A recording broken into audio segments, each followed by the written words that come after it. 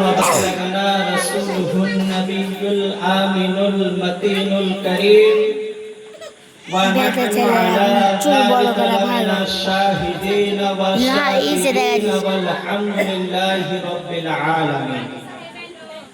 সমস্ত তারিফ ও প্রশংসা সেই বিশ্ব নিয়ন্তা বিশ্ব বিধাতা মহান করুণাময় রব্বুল আলামিনের জন্য, যিনি এক ওয়া দ্বিতীয় ওয়াহদাহু লা শারীকা লাহ, যিনি আজকে আমাদের সকলকে এই পবিত্র মাহফিলে এসে বসার এবং হাদিস ও কোরআন শোনার তৌফিক দান করেছেন এবং আমাদেরকে নবী মুস্তাফার উম্মতি করে এই দুনিয়াতে পাঠিয়েছেন। আসুন সেই রব্বুল আলামিনের একবার শুকরিয়া আদায় করি। পড়ুন সকলে মিলে আরবি ভাষায় আলহামদুলিল্লাহ। আলহামদুলিল্লাহ।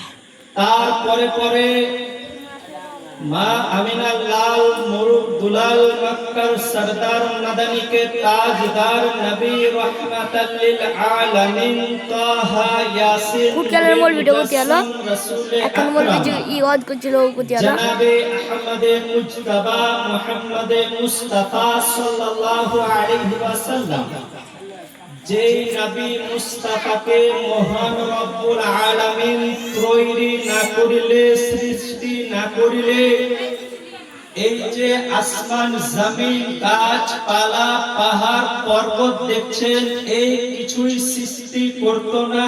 এক কথায় সেই নবী মুস্তাফাকে যদি মহান রব্বুল আলামিন সৃষ্টি না করিতেন তো 18,000 মাখলুকাতকে তৈরি করত না। আসুন সেই নবী মুস্তাফার প্রতি একবার দরুদে পাক পাক করে পড়ুন সকলে মিলে আল্লাহুম্মা সাল্লি আলা সাইয়্যিদিনা মাওলানা মুহাম্মদ ওয়া আলা আলিহি সাইয়্যিদিনা মাওলানা মুহাম্মদ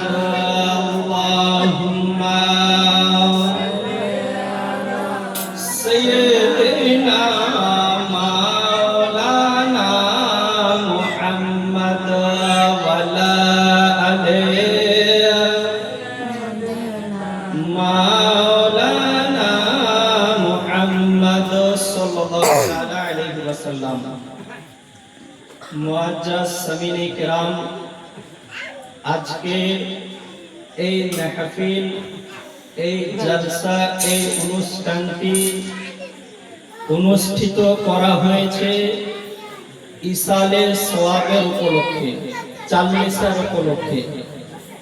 তো এই যে ইসালের সওয়াবের উপলক্ষে বা চালিসার উপলক্ষে এই ফাতিহা খানির যে আয়োজন করেছে, এইটা করা যাবে কি যাবে না, এবং কবরের মধ্যে মাইয়াতকে রেখে সেই কবরে গিয়ে কবর জিয়ারত করা যাবে কি যাবে না, এই তিনটা সম্পর্কে আমি বক্তব্য রেখে আমি আমার বক্তব্য ইতি করব। তো যাই হোক বিরাদরানে মিল্লাতে ইসলামিয়া, আমি পবিত্র কালামুল্লাহ শরীফ হইতে একটি মারুফ ও মাশহুর আয়াতে কারিমা তেলাওয়াত করেছি। মহান রব্বুল আলামিন কোরআন শরীফের মধ্যে ইরশাদ করেন, পারা নম্বর 27, সূরার নাম সূরা আয-যারিয়াত, আয়াত নম্বর হচ্ছে 56।